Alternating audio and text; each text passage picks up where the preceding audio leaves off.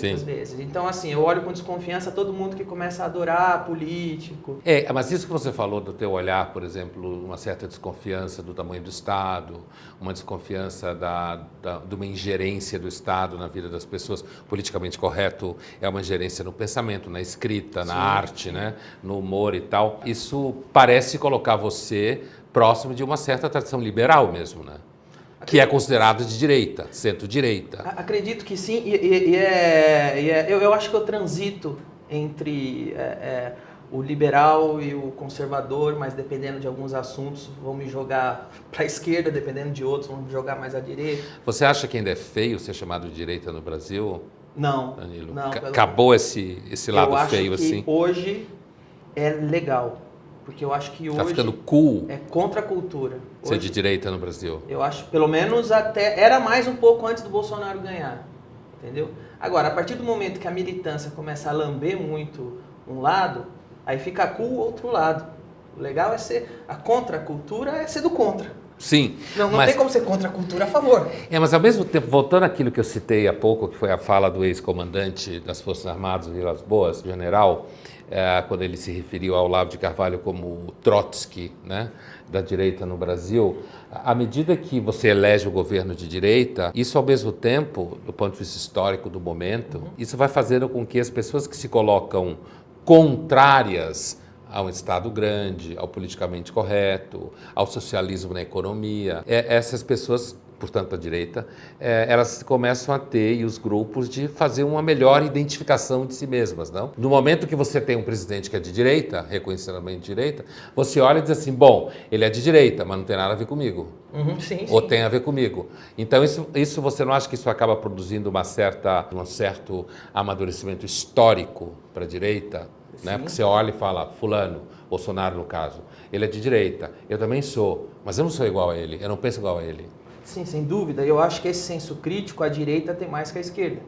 Porque eu acho que a esquerda pensa mais coletivista, eu acho que a direita pensa mais individual. Então, por isso que eu acho que vai ter sempre mais briga interna Na direita do que na esquerda. Na esquerda, por isso que eu estranho quando tem uma coisa muito organizada na direita, fala, vocês estão me atacando no coletivo? Que negócio é esse? Eu sou só um indivíduo, entendeu? Então, eu acho que mais do que amadurecimento, gera uma coisa que não tinha no Brasil, que é o equilíbrio. Entre as posições políticas, entre as posições você fala? políticas e entre a liberdade. As pessoas, eu acho que artistas, eu vejo isso, um monte de artista do meu meio fala, pô, eu não gosto de comunismo, mas eu não posso falar porque eu sou da TV. A partir do momento que esse amadurecimento que você falou acontece, as pessoas ficam mais livres e aprendem a conviver também uma com a outra. A patrulha melhorou no seu meio, ideológica, da esquerda? A patrulha hoje, ela está um pouquinho menor em número, mas mais intensa no objetivo. Eu vou Sim. explicar, eu consigo te explicar por quê. Na época da Dilma, eles recebiam dinheiro. Sim. Eles tinham pessoas Estavam pagas. mais ricos. Eles eram mais ricos. Aham. Eles tinham mais perfis. Tinha gente que estava dentro do Senado que mudava a Wikipedia, que ficava tweetando. Existia acampamentos de militância virtual do PT. Então existia uma coisa paga e organizada. Quando a torneira fecha, eles ficam em menor número, porque muitos só estavam lá porque recebiam dinheiro. Sim. Tá Que nem fora. o povo que ia para passeata na Paulista em troca de lanche. É perfeito. A mortadela não tem mais. É. Porém, os que ficaram, os que aceitam trabalhar de graça, são mais violentos. Claro. Você tem a paixão maior, está mais decidido a acabar com você. Então, é essa a realidade hoje. Isso acontece dentro da classe artística? Bastante, Assim, né? bastante, pô, bastante. Academia, muito. Intelectuais. A ponto de, como eu recebi uma censura estatal, essa sim, uma censura oficial do Estado, que a Maria do Rosário me mandou através do Poder Legislativo, ela conseguiu a minha condenação à prisão, e eu tive colega comediante, como o Márcio Smelling, dizendo que tá certo, a prisão tá certa. Então, assim, quando a censura vem da esquerda, se relativiza a censura, e o seu colega de comédia, que você mesmo defende, que eu apareço em público defendendo, eu não vou mudar meu discurso. Se um dia, por exemplo, o Gregório, o Márcio Smelling, qualquer pessoa de esquerda tiver um problema do Estado, uma censura oficial como eu tive, eu vou me posicionar como eu me posiciono. Só que quando vem da esquerda, eles relativizam. E eles dão razão para a censura, não pro comediante. Você sabe que na tradição filosófica liberal conservadora, como eles falam na Inglaterra, uma constante é a ideia de que antes do tema político vem um tema moral. Exatamente. Né? Então, assim, você tem a impressão, eu tenho às vezes, checando a tua percepção, de que às vezes a esquerda tem atitudes moralmente duvidosas. Vou te dar um exemplo no âmbito do humor. Você estava citando aí há pouco. Eu lembro quando aconteceu aquela chacina na Charlie Hebdo, comecinho em 2015, né? Sim.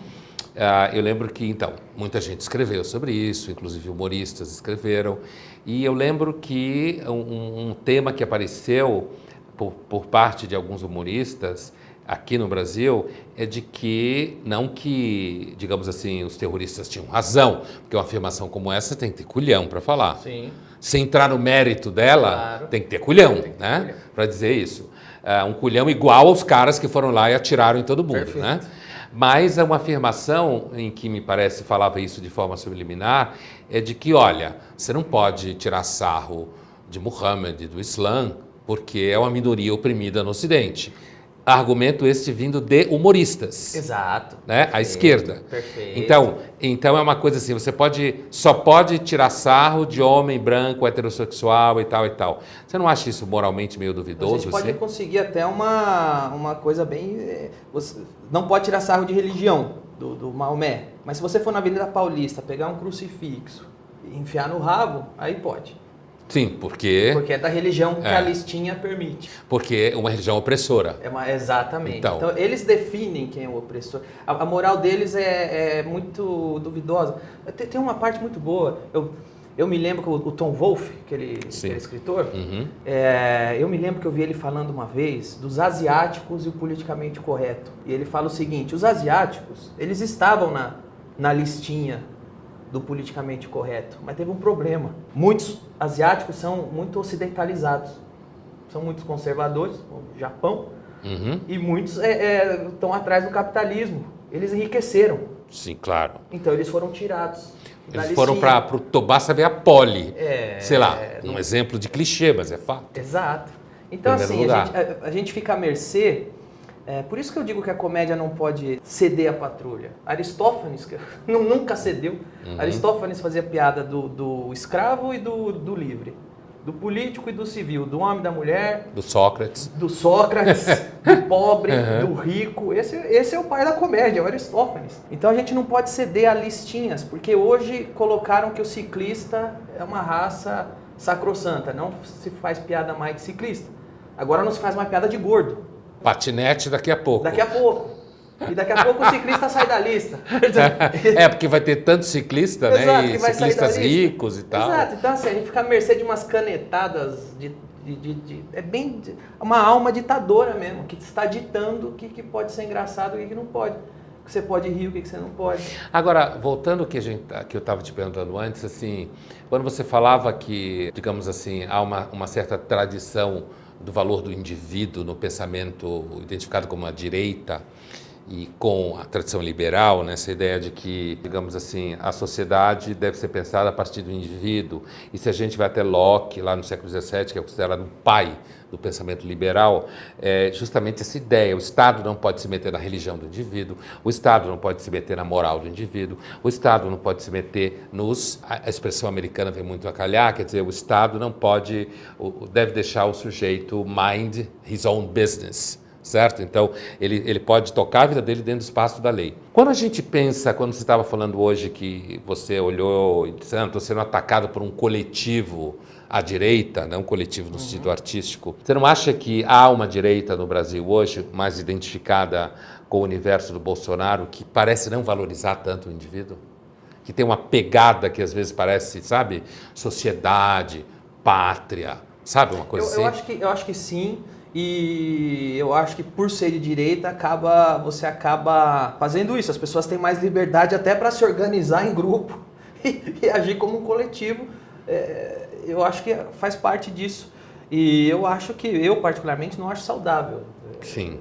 É uma coisa que eu não acho muito que tem a ver com o que eu entendo que é a liberdade individual que eu busco. Então, mas você como um cara que atingir o sucesso, tem reconhecimento, tem trabalho, já não é um pouco a prova de que aquela ideia de que a esquerda tem o controle hegemônico da cultura já ruiu ou não? Porque você tem sucesso, você é reconhecido, portanto você vive do seu trabalho e você é objeto de censura, objeto de patrulha, mas ao mesmo tempo a ideia de que a esquerda então teria controle sobre a possibilidade de as pessoas serem artistas e humoristas não é mais verdade. Eu acho que eu sou um acidente. Você acha que você é um acidente? Eu acho que eu sou só um... Eu acho que eu sou muito arrombado e eu não tô nem aí. Eu acho que é isso que eu sou. Porque eu acho que ela ainda existe uma pressão gigantesca para que outras pessoas consigam chegar onde eu cheguei, dizendo o que é. É que eu sou teimoso. Uhum. Eu sou teimoso e eu falei, quer saber? Se eu não puder continuar na TV porque eu falo o que eu quero, então eu prefiro não ficar. É uma atitude individual minha, mas eu acho que existe, hoje menor, obviamente, mas se você lembrar 5 anos atrás, você falar que não concorda com Lula, imagina, você ia ser linchado. Sim. Então, acho que isso está diminuindo e eu acho que, no fim das contas, o que vence o coletivo é o indivíduo. Acho que não existe um poder maior que o da personalidade. Nenhum coletivo vence a personalidade. Eu acho que é por isso que eles tentam tanto censurar quando aparece uma pessoa falando que eles não querem, falando que eles não gostam, porque eles sabem que, no fim das contas, isso é maior do que qualquer coletivo que exista. Isso é uma crença tipicamente liberal, né? Eu acredito assim, nisso. essa ideia de que a personalidade, quando é autêntica, né, ela pode, na verdade, resistir às pressões. No final das contas, isso é uma questão de coragem, não? Você não acha que a coragem é fundamental para você ser liberal? Ou de burrice. Às vezes a coisa é tão próxima. Às vezes a coragem e a burrice estão próximas. O Aristóteles dizia que a diferença entre a coragem e a temeridade é porque o temerário, que seria o burro que você falou, o temerário é alguém que não avalia a situação em que está. E o corajoso tem noção do risco e faz. Eu, no meu caso, eu sempre soube que existia muito risco.